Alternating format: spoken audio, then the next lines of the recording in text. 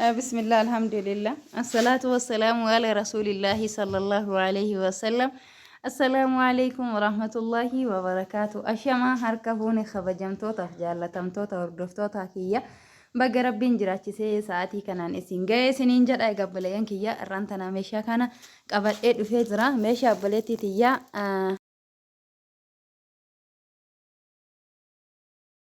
gure jechuudha. Naakasi arsiisa gure deema meeshaan kuni hangafni biyya keenyatti maan isiniif fakkaate buna yoo goraa jedhanillee koottaa buna dhuydanii jedhan. Kanaafuu bunarraa isinii eegalaa isiniin jedha. Bunni kuni maashaallah baay'ee bareeda. Meelaalaa isinillee isiniin jedha. Kabaranaatillee miti kabayenuun jedhan kaagaruun beeku buna baaleeti. Akkasii bunni kiiloon hisaaba 1,000 fi birri 600 isiniitiin kiiloo meeqa qabdi? Kun akkanatti kiiloo 7 jechuudha. Akkasii obboleeyyan kiyya runni kun kiiloon 100 fi birri 30 kiiloo 2 shukarri kiiloo 3 shukarri kiiloo 3 shukarrillee kana jechuudha. Runni hisaaba 130tiin shukarri immoo kiiloon 200 jechuudha. Kiiloon 200 timira kanammoo kadhiyoo tana viidiyoo waraabe keessa afumaa kiyyaa hashagee haala kanaan kiiloo 4 naan jette abbaa 4 kiiloo 4 kana akkanatti hashagee jira jechuudha. Isaatu abbaa 4 akkasii obboleeyyan kiyya. Itti aansee mokoroonii kana firee 110 bite jechuudha. Isa takka kuniniidodha. Kun immoo juuzii jechuudha. Maali asiira maangoni akkasii isiniin jedha. Tarii dheeraa qaba.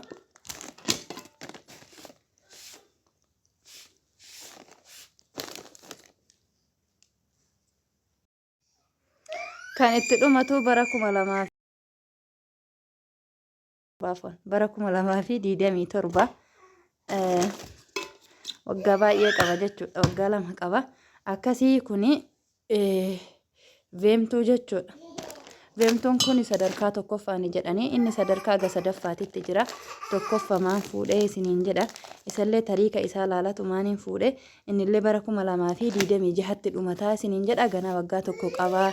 Isa firee 3 veemtuun kun ka 200 3 illee jira. Kana 650 bitee isiniin jedha obboleeyyan kiyya. Itti aansee zayitii leetira 3ti. Leetira 2 naa fuudhi jette garuu mootiyyuu leetira 2 takkaan fuudhurra walumatti qabee leetira 3 bakka takkatti fuudhe akkasii leetira 3 isiniin jedha.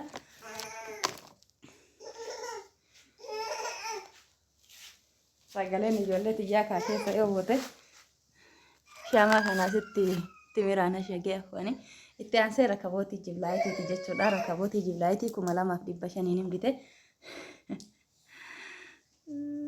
Fuula na mul'ise rakabootii. Ifaan hin jirtu jechuudha. Silaa ibsee isin agarsiisa obboleeyyan kiyya. Ifaan hin jirtu. Sinii wanta nammoo tana hin yaafne jechuudha. Afwan. Amma deemu meeshaan kun kanaafi fireen 6,250 isiniin jedha. Darzaan achirraa hin herreegattaniin isiniin jedha. Itti aansee rakabootii abbaa gadaa bareedaa kana jechuudha. Rakabootiin abbaa gadaa siinii isaa firee 12 qaba. Saarvisii qaba. Tahixaana qaba. Tammootiyyuu yaa rabbi hajaantoo hedduu takka faana akkaan najjabdu. yaa rabbi hajaantoo hedduu takka keessa akkaan najjabdu. Ka jabanaa irra kaatan qabaan isiniin jedha. Ka hixaanatii ka jabanaatii saarvisiidha. Akkasuma haala bareedaa ta'e kanaan bifa bareedan jechuudha. Isinillee akkana jira. Hin beektan ka addisii godha isiniin agarsiisa obboleeyyan kiyya.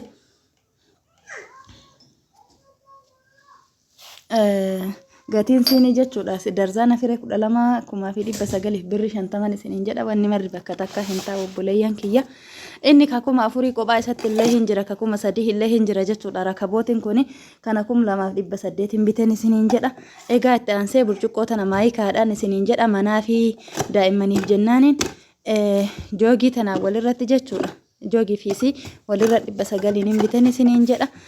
Itti aansee joogii kanaan isiniin jedha. Joogiin kun baay'ee bareedaa faashinii amma isarra jira. Akkanuma jira jechuu kanumaan hin fuudhe. Kanuma jechuudha akkanuma jira.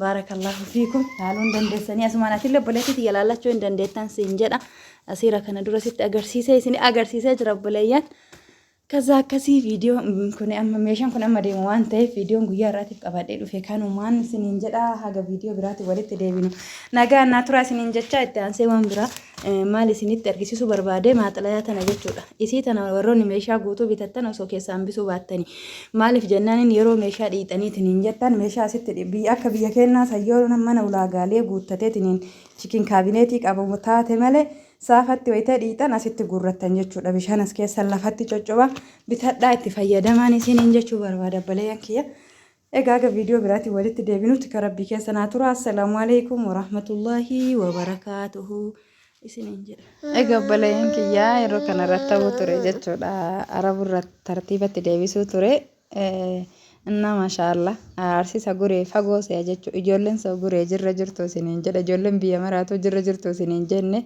immoo fagoonatti fakkaate jechuun immoo gara diidaa amalee gara na waan beeyneef amma viidiyoo kana sagalee qabaa jira egaa inni deemee akka sa'aatii 8 gahee ni jira jechuudha inni ol deebi'aa jira alhamdulillah akkasii warri oromiyaa keessa kutaa kamuu jirtan waan niyyattan maatii keessaniin gammachiisan isiniin jedha feestala dhoorgan akkanatti madaabaratti na'inee kan kartoonitti hiinee qabnee deemneen isiniin jedha gaabboleeyyan kiyya akkasii baarakallahu fiikum warroonni meeshaa akkanallee tahee kan biraa arabiyaa majlisii firaasha uffatallee hatta warroonni barbaadan heloo nuun jedha waan kamuu isinii geessuuf akkasuma dhuftanii fudhachuufillee ajaja keessan hundaa guutuuf qophiidhaan isin qophiidhaa fedha rabbiitiin inshaallah isin immoo waan barbaadan heloo jechuu hin dagatinaa isiniin jedha.